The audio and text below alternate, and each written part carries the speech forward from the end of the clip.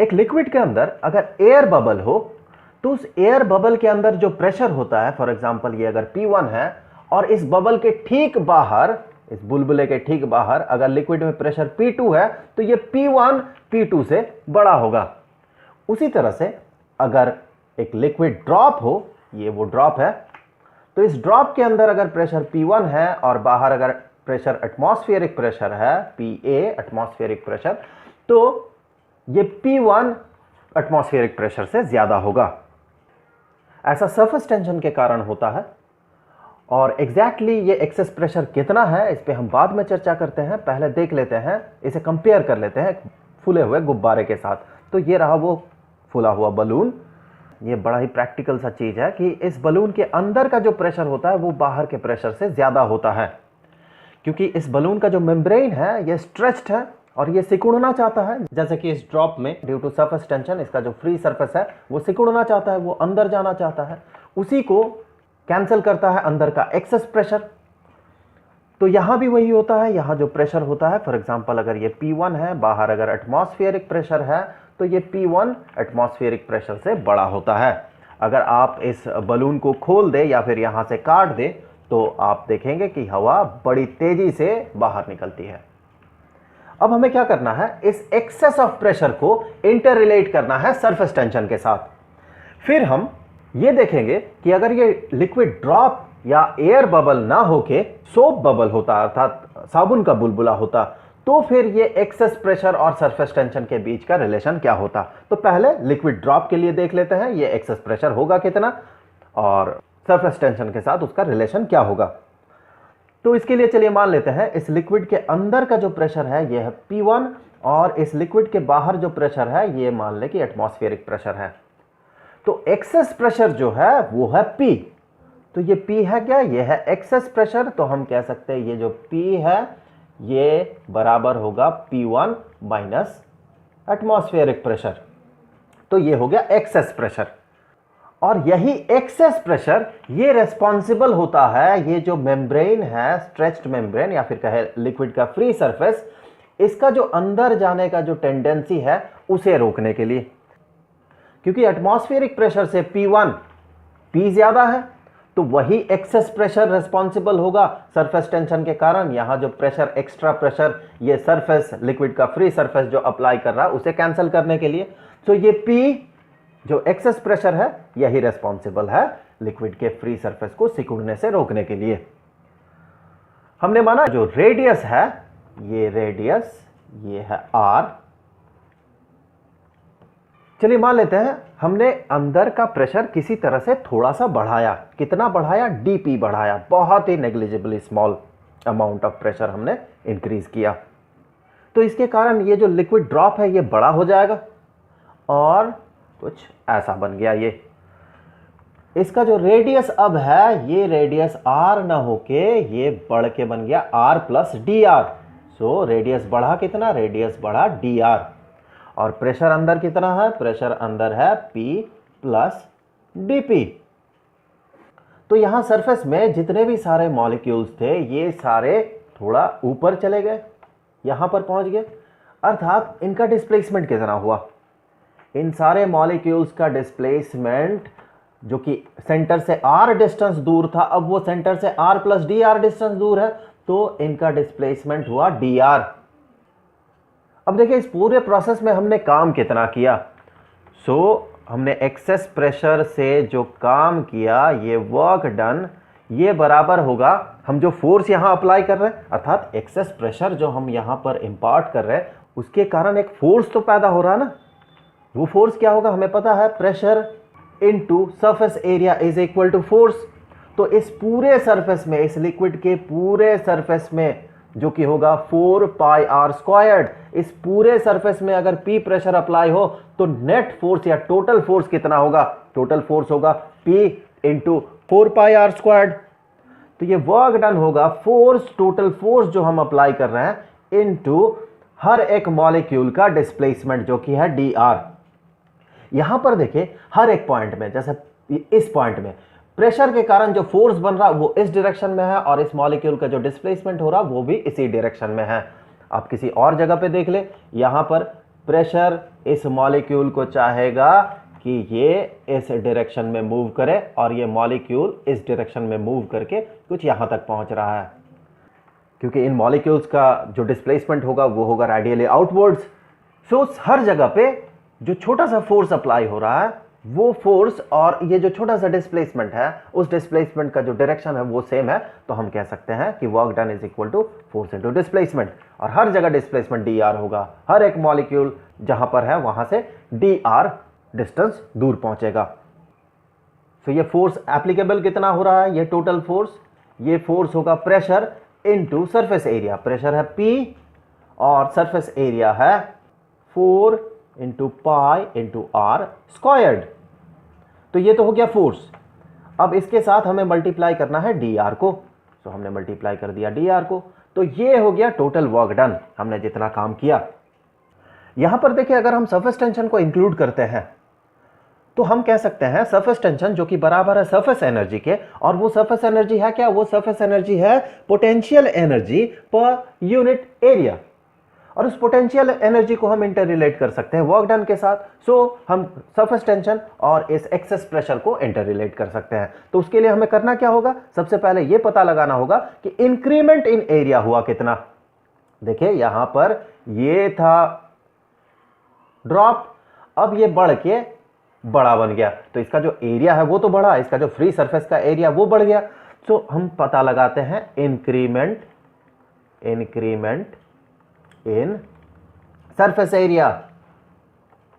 ये होगा कितना, ये होगा इसका जो अभी सरफेस एरिया है माइनस इसका सरफेस एरिया, तो इसका सरफेस एरिया होगा कितना, ये होगा 4 into pi into r plus d r whole squared. और इसका सरफेस एरिया छोटा सा जो ड्रॉप है इसका सरफेस एरिया ये होगा 4 पाई आर स्क्वायर्ड। इसे इवैल्यूएट करते हैं तो ये बन गया 4 pi into r squared plus 2r dr plus dr squared minus 4 pi r squared. अब देखिए 4 पाई आर स्क्वायर्ड कैसे कैंसिल आउट हो जाएगा, यहां से देखिए 4 पाई आर स्क्वायर्ड बनाइए तो ये बन गया 4 पाई आर स्क्वायर्ड, ये बन गया आगे 8 pi r dr plus 4 pi dr squared, और ये माइनस 4 पाई आर स्क्वायर्ड। तो यहां से कैंसिल कर दे 4 pi r squared minus 4 pi r squared, तो ये कितना बन गया, देखिए ये बन गया इस एक्सप्रेशन के बराबर, ये इंक्रीमेंट इन एरिया। पर अगर आप ध्यान दें यहां पर हम इस टर्म को इग्नोर कर देंगे, नेग्लेक्ट करेंगे, क्यों, क्योंकि ये है dr का स्क्वायर, dr खुद बहुत छोटा है, उसका स्क्वायर और बहुत छोटा हो जाएगा। सो इसे इसके साथ अगर कंपेयर करें तो ये नेग्लिजिबली स्मॉल होगा, तो इसे हम इग्नोर कर देंगे। सो इसे हम कह सकते हैं इंक्रीमेंट इन एरिया ये बराबर होगा, सीधे मैं यही लिख लेता हूं, ये बराबर होगा 8 पाई आर dr के, ये हो गया इंक्रीमेंट इन एरिया। तो फिर इंक्रीमेंट इन पोटेंशियल एनर्जी कितना होगा, जो कि बराबर होगा इस वर्क डन के। सो इंक्रीमेंट इन पोटेंशियल एनर्जी हम इसे इंटर रिलेट कर सकते हैं सरफेस एनर्जी के साथ। Increment in potential energy